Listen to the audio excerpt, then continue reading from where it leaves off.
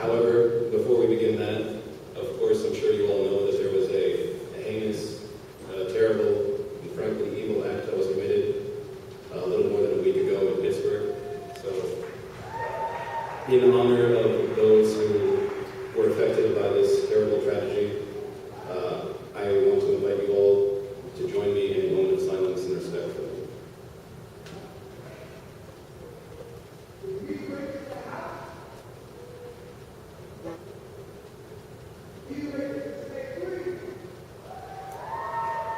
Thank you. Okay, now we would like to invite our first speaker for the night. And if you could, when you get up here, introduce yourself before you begin. Thank you.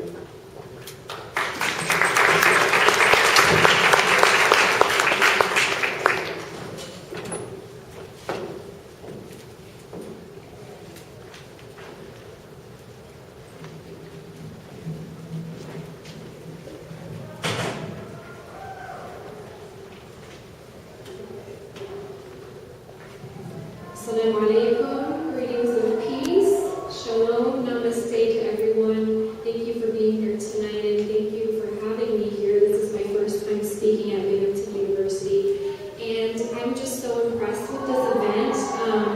This is the first time that I have been to an interfaith event plus a mental health event in one, and I think that given everything that's been going on, especially the attacks that happened on the synagogue the other week, it couldn't be a more relevant topic for us to be discussing today. So if we could just give a round of applause for the MSA and all the trainers.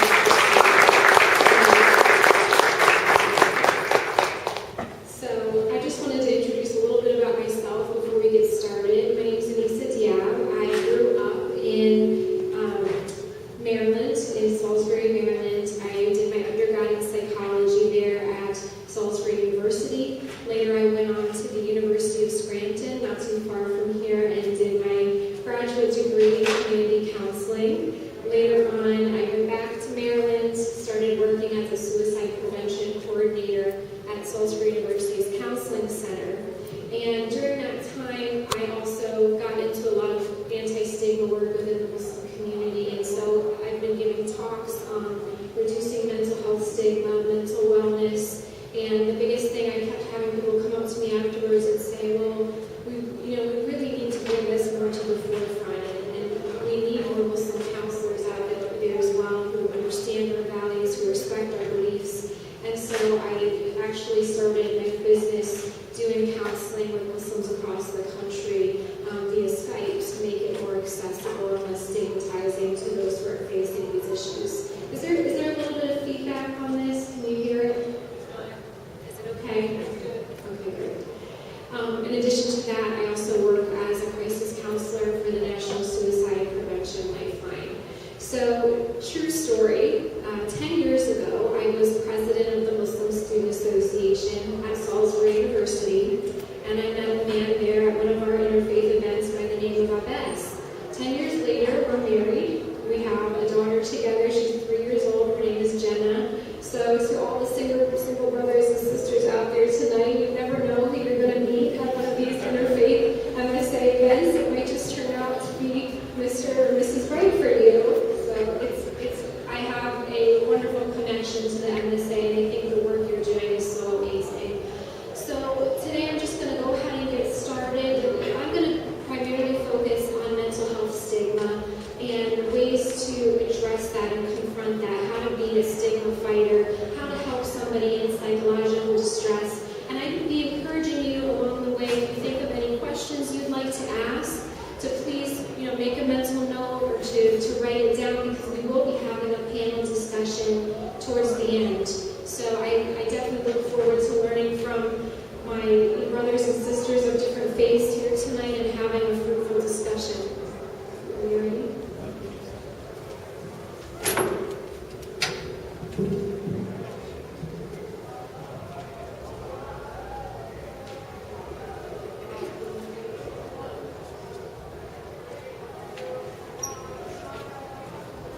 Alright, so let's get started.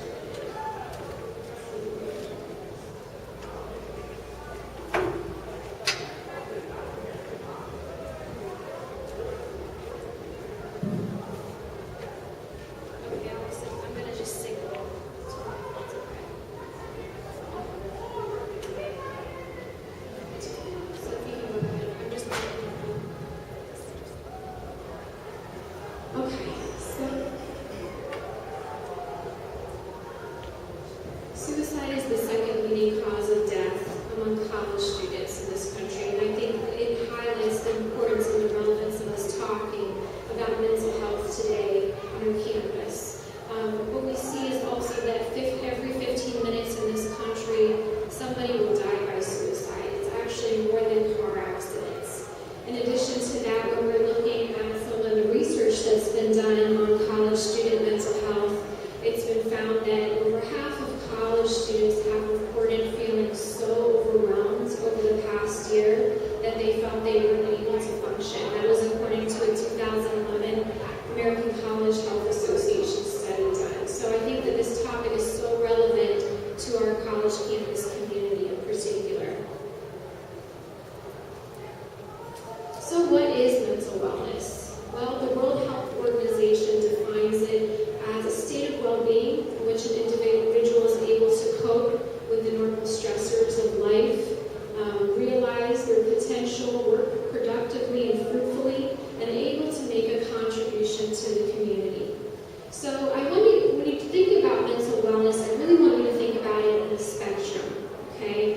Where you have mental well-being on one end and then mental illness on the other. I think I'm going to stop using this because there's a lot of feedback. Can you all hear me if I talk this way? No, you can't? Do you want to try? Can you all hear this mic okay? Let's switch. Is this better? Less feedback, right? Okay, thank you. So I want you to think about it on a spectrum, right? We all know what it's like to have mental health. All of us have mental health. We have mental well-being, right? But not all of us struggle with mental illness. 1 in 4 of us in this room will struggle with a mental illness at some point in the lifespan. So when we're looking at the spectrum of mental wellness, it's different for each person. When somebody's experiencing mental wellness, everyone experiences distress as well. So they go back and forth. Like if you're about to study for exams, that's a stressful time, right? So you may find yourself in that moment of distress, but then you do some self-care, you might exercise, you might go sleep, take some time for yourself, and you're able to bounce back, right? Some people deal with mental illness where what looks mentally well for them is different, okay? For example, somebody who's struggling with clinical depression, for them a good day might be that they were able to get out of bed and go to work that day. For somebody struggling with obsessive compulsive disorder, maybe it was that they didn't have to check the doorknob to make sure it was locked 10 times that day. They only had to check it twice. So it's different for every person in terms of their own mental health and well-being, but the common denominator here is distress. We all know what it feels like to be in a state of distress. Okay? So what causes mental illness? So research highlights a couple of different areas. Okay? Biological factors can be a component. Some people have a genetic predisposition to certain disorders like depression. Disorders like schizophrenia tend to manifest between the ages of 18 and 24 years of age. So a lot of times it can be a genetic predisposition. Environmental stressors can be another influence.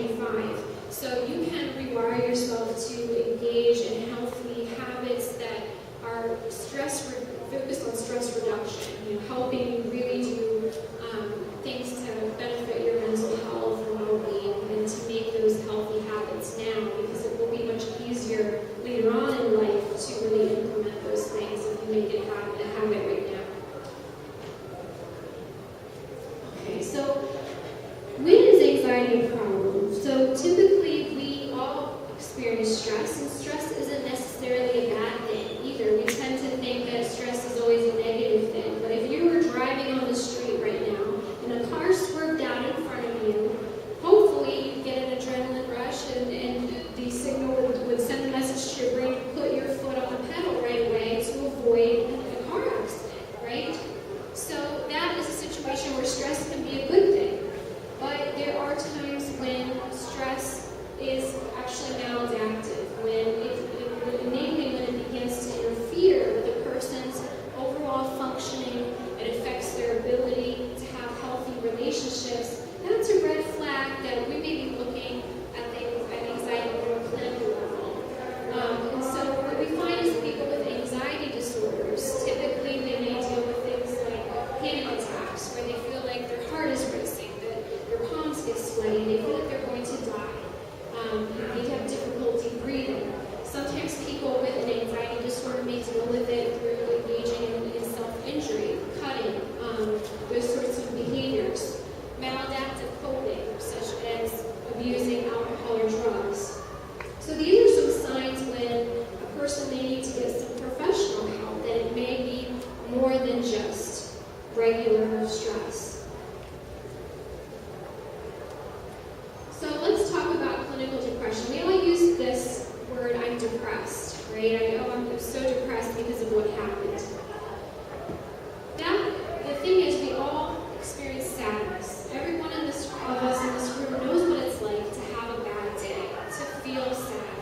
But not every one of us really knows what it's like to be clinically depressed. There's a list of criteria that people go through. For instance, feeling the big two is the persistent feeling of sadness for at least 2 weeks or more. Losing hope, losing joy in those things that you normally benefited from. So for example, let's say some of you really enjoy coming out to the Muslim Student Association, and you notice a friend who just, he likes to come every week, and all of a sudden he stopped coming, he stopped connecting with the peers around him, you notice he's withdrawn and isolated himself. That may be a red flag to check in and say, is everything okay? I know you normally love coming here. What's going on? To just check in. And so some of the other symptoms you may see are extremes, right? Changes in appetite, like overeating or not eating enough, oversleeping, having insomnia, not having much energy, feeling irritable, not being able to concentrate, feeling of worthlessness. So these are warning signs to keep in mind. These are criteria that professionals use in terms of diagnosing clients, and they also have other screening tools that they use as well. So when it comes to clinical depression, it's really hard for people to know that somebody might be struggling with that. Why? Because when somebody has a broken leg, you can tell, right? You can tell that person is in distress. When somebody's struggling with cancer, you can see them losing their hair. You can see the effect that it has on them in front of you, but you can't really look inside of someone's brain, can you?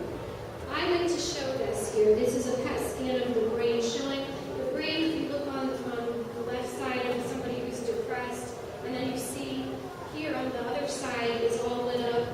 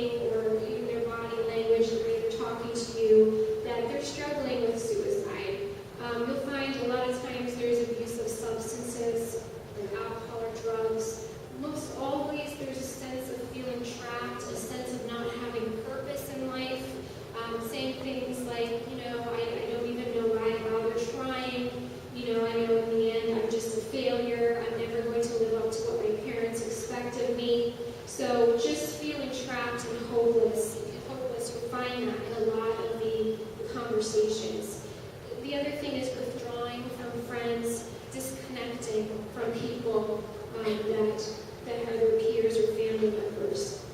Another big one is recklessness. Okay, notice that all of a sudden this person is acting impulsively, getting in the car, driving 2 hours straight, not knowing where you're going, why you're going there. These are some examples of some reckless things a person can do when they're thinking about suicide. And the other thing I don't know if you can see is mood changes. Okay, and typically we tend to think of, oh, well, that's easy. That means somebody who's usually joyful and calm and happy, and all of a sudden you notice they're sad. However, that's not always the case. If you know a friend who's been struggling with suicide, and all of a sudden you notice that they seem really happy, they seem like they're at peace, they are starting to say goodbye possibly to many of their friends. In fact, I recently heard about a mutual friend of ours who threw a party the day before he ended his life by suicide, and it was actually a goodbye party. The family and friends didn't know that. The next day he ended up taking his life. They thought, oh, he's happy, everything's great. Must be everything's okay. But he was actually saying his goodbyes that day. So I want to talk about ways that you can help. I think that it can be an area of confusion about what to do, what not to do. If you find that somebody is in a state of psychological distress, how can you help? And is it your responsibility to help? What do you all think in this room? If you notice somebody who seems to be in distress, do you think it's your job to step in and help them? Raise your hands, yes. So most of you in this room feel like it's your responsibility. Most people who get help, when they finally do meet with a psychologist or a counselor or a therapist or whoever, it usually takes a first responder, somebody in between them, to get them to that place. And many times it will be peers like you, it will be family members who care about them. And so if you are concerned, if maybe you've seen a friend or a family member who's expressing some of these signs, the best thing to do would be to speak to them one-on-one. Sometimes I see these shows on TV like The Intervention, where people get all their family and friends together in one room and surprise the person when they walk in the door, and they sit them down and tell them about how they need to make a change in their life. That's really not appropriate. That's not the best way to handle it. The best way to handle it is to say, I've noticed that you don't seem yourself lately. Is everything okay? And can we talk? Do you have a moment? Is there a time where we might be able to just sit one-on-one and discuss what's happening and going on with you?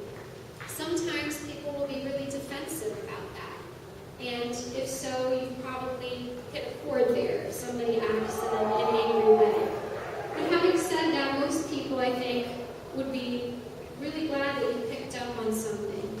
And so when you sit down and you talk to that person, it's important to start with I statements and not you statements. So you don't want to say something like, yo, bro, you're really acting weirdly.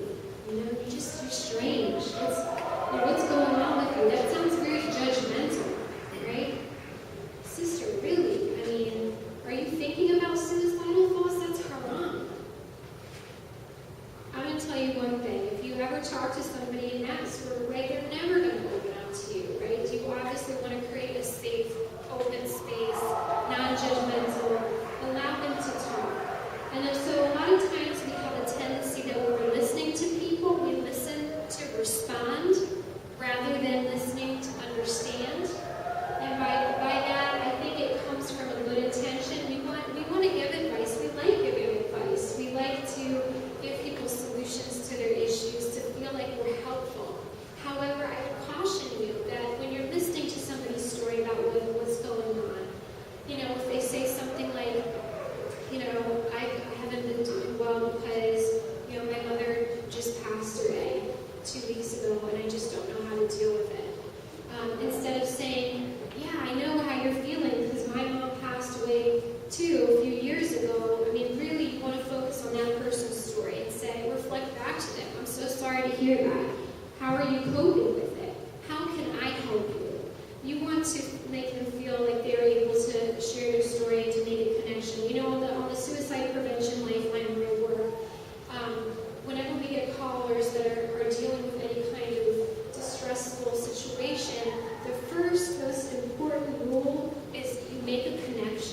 with that person.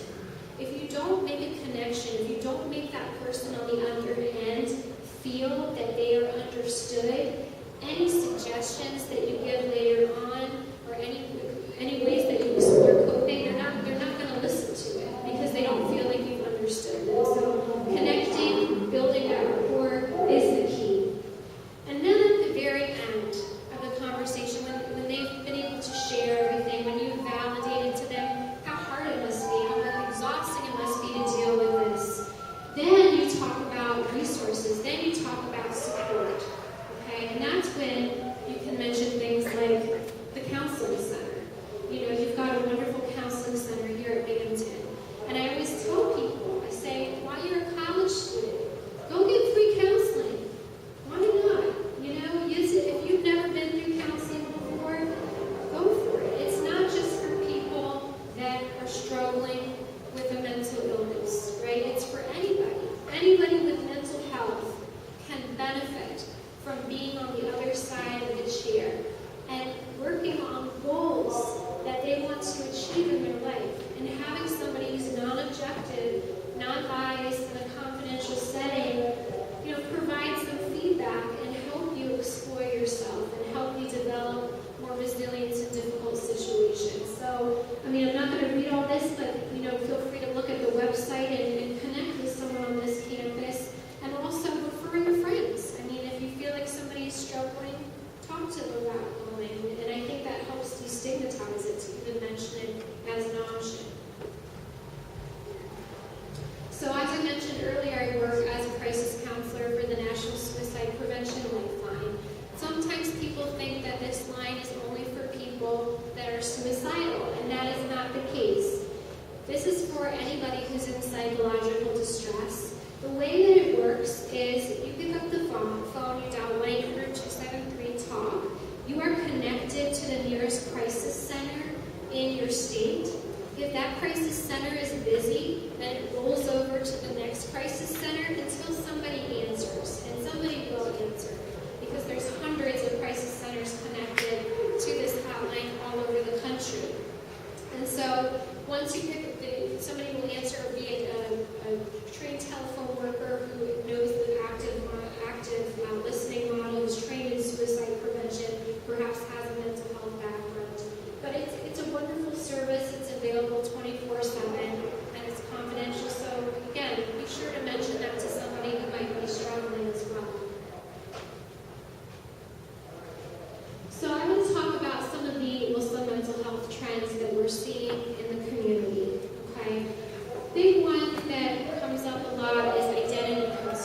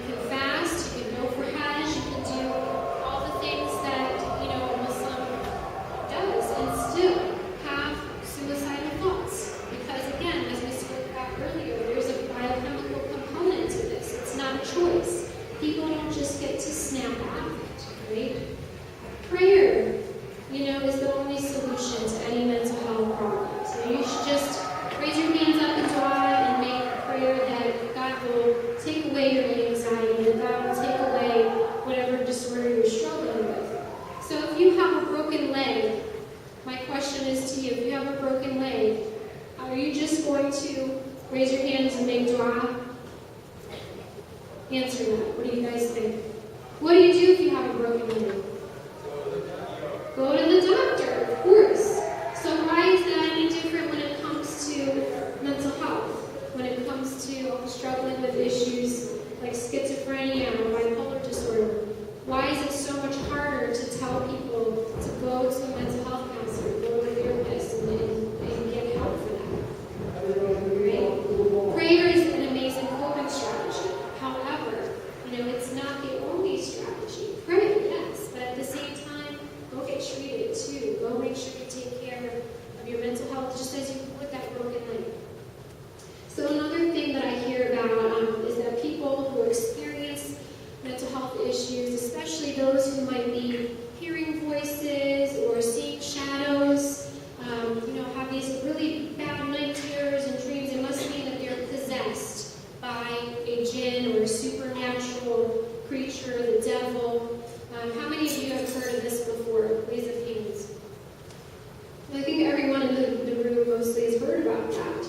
So this again is another misconception, and what happens is many times we find that imams become first responders in these situations, that a person will say, I think I'm possessed by a jinn. They will go to the imam at their mosque and say, listen, I need help here, I'm possessed. Usually what will happen is the imam will give the individual a set of prayers to recite, different religious prescriptions, and what happens? The voices continue still, the shadows continue, the auditory, visual, components that they can't see, they can see but everyone else can't see, is still there. So that's when really we need to say to people, okay, there's medication for that. That it's very common for people who may be dealing with bipolar disorder to struggle with delusions like that. And there's medication to help. Go to a psychiatrist, right? Yes, that's if you want to recite the 4 points, that's great, do it. But also go to a psychiatrist as well. So the other thing I've heard, and it's amazing, I've heard this said on the pulpit in masajid from different imams. I've heard them say that you all should never go to see a mental health therapist. You should never go see one of these counselors. They're going to take you away from God. They're going to try to, convince you that your faith is wrong. They're going to try and make you give up your values. And of course, we know that this is further from the truth. People who work with mental health counselors and the counselors themselves have to abide by a code of ethics. Okay? And the code of ethics includes the fact that they cannot enforce their beliefs or their values upon their clients. Okay? They have to work within your values. If I were, as a counselor, if someone were to come into my office as a Christian or a Jew, and I were to start telling them that their beliefs were wrong, I would lose my license for that. That's a pretty big deal. So we've got to confront these misconceptions and explain to people what the process is actually like. So the other thing that I hear is that doing well academically is really all that matters. If I have a son or a daughter who is a straight A student, it means that their mental health is fine. Everything is going fine. Academic intelligence is different from emotional intelligence, right? So we've got to understand that just because somebody's doing well academically doesn't mean they're not also struggling mental health-wise. It doesn't mean they're not struggling emotionally. And that's why, I don't know if you've heard about this, but recently a young girl who was a straight A student, just succeeding so well in her school, she recently committed an attempt by suicide, and the parents said, we never saw any signs. She was just an amazing student. We couldn't believe that. So they're not the same thing. Just because you have a straight A student doesn't mean that The other thing that I hear a lot is, well, I think, this brother, or this sister is so anxious, and, I think she just needs to get married. If she gets married, it will solve everything. Everything will be okay. She just needs a good husband. So I've actually heard stories of people who get married, and they're struggling with a mental illness that they're taking medication for, and they don't tell the other person that they're marrying what's going on. How do you think that works out?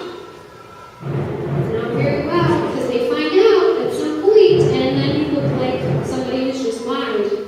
And so I recommend, and that's not to say people that are struggling with mental health issues can't get married. I mean, absolutely, I've known many couples who are struggling, and they work together, they help each other grow and get help, and they have that patience with one another. So it's not to say that, but at the end of the day, nobody can make you mentally well. Nobody can make you a complete person. You've got to work on yourself. You've got to try to be stable before going into the relationship. And if it's still an ongoing struggle and it's a chronic illness, if you were dealing with diabetes or any other health issue, you would be forthcoming with that. And that's the same with mental health issues in marriage. So having said that, there's still a lot of barriers to getting treatment. Again, we talked about this earlier, mistrust. A lot of Muslims in the community, and even other faith communities, they have some mistrust in terms of the counseling process. And will this actually be confidential? A lot of people feel like, oh, if I share this and, what's going on with my family, it's not going to be kept confidential. It's going to get out there, and I don't want anyone airing my dirty laundry. So again, I think it's so important to understand that counseling is a confidential process, okay? That there are exceptions to that, such as if there was elder abuse happening, or child abuse happening, or the client signed a release, or the client was going to seriously harm themselves in the form of suicide. There's exceptions to those rules, but for the most part, it's a confidential process. Okay?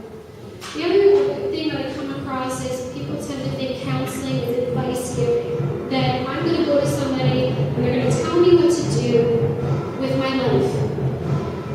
The main purpose of counseling is to help you explore yourself and to gain self-insight and to help empower you with the ability to make decisions that are going to build resilience in your life and to deal with those stressors in a way that's healthy. So it's not somebody telling you what to do. It's a process of open questions that force you to do some critical thinking. And along with that, the counselor helps in terms of exploring ways to cope and manage those issues you're dealing with. There's also fear of medication as well. That's another thing I come across. A lot of people don't go to a counselor, and a lot of people don't understand the different levels of counseling. So, for example, a licensed mental health counselor doesn't prescribe medication. A psychiatrist prescribes medication. A psychologist can't prescribe medication. So if that's not something you're interested in, you can still work on coping strategies. And I always tell people, even if you need medication, that's not a cure-all. You still have to develop coping strategies as well to deal with what you're going through.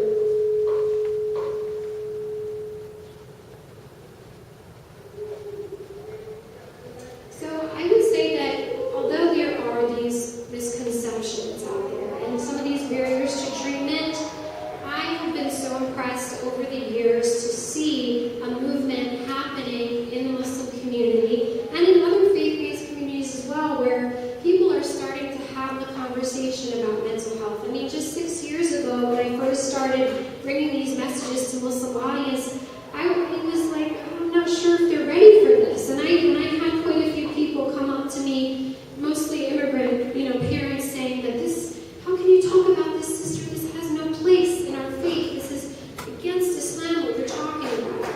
But on the other hand, I had people coming up to me and crying after I gave these presentations, saying, thank you so much for talking about this. I have been struggling with anxiety my whole life, and nobody gets me. No one understands. And I never forget, there was a moment, I went to a Muslim youth camp recently, and we were doing a similar presentation. We were talking about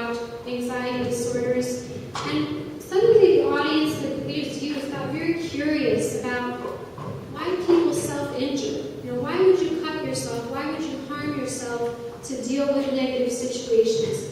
And I thought to myself, oh gosh, this is interesting. I've never gotten so many questions before about this, the same thing. After the presentation was done, a young woman came up to me and she said, "Can you hold out your hands, please?" And I was a little taken aback. It was like, why? What are you going to do with my hands? She said, "Just trust me. It's okay. Everything's fine. Can you just, hold out your hands?" So in my hands, she dropped some tools. And she said, "This was me," and walked away. And in that moment, I knew exactly what she was walking away from. She was walking away from self-injury, because those tools in my hand were what she was using to harm herself. This is a Muslim youth camp. A Muslim youth camp, and we think this doesn't happen. We think this is just what happens to other people, and that's what I grew up thinking. I thought to myself, we're so lucky to have our faith, and we are, and it is a preventative model. It is a protective model against many of the issues that we're talking about today. But we've got to face the reality that people are still struggling, even if they are well connected with their faiths. They may still be dealing with these issues alone. And so I would always say never underestimate the power of having these conversations. Even just having the topic discussed can change somebody's life, like it did that day for that young woman. And so I would say that if these topics today are something that touch your heart, if it resonates with you, don't let this be the last night that you bring mental health to the forefront, that you focus on it. You get involved in your campus. You've got some wonderful organizations here. I think M-Health organization. I'm sure there are Active Minds as well. So you've got these wonderful organizations where you can do events like National Day Without Stigma. You can do Out of the Darkness walks and raise money for the American Foundation for Suicide Prevention. You can make it fun and uplifting. It doesn't have to be a very somber experience. You can make it empowering and fun to talk about. So again, I would encourage you to think about prevention really being the best intervention rather than having an immediate reaction and dealing with the aftermath of a suicide or negative situations to deal with these issues. If you want to take a snapshot, I'm not going to read all of this, but these are some of the Muslim mental health organizations that I like to use these resources, the Institute for Social Policy and Understanding, Family Youth Institute. These are some great websites and resources to really, utilize in terms of your work with Muslims, and I think they could be beneficial. And then the last thing is, if you'd like to connect with me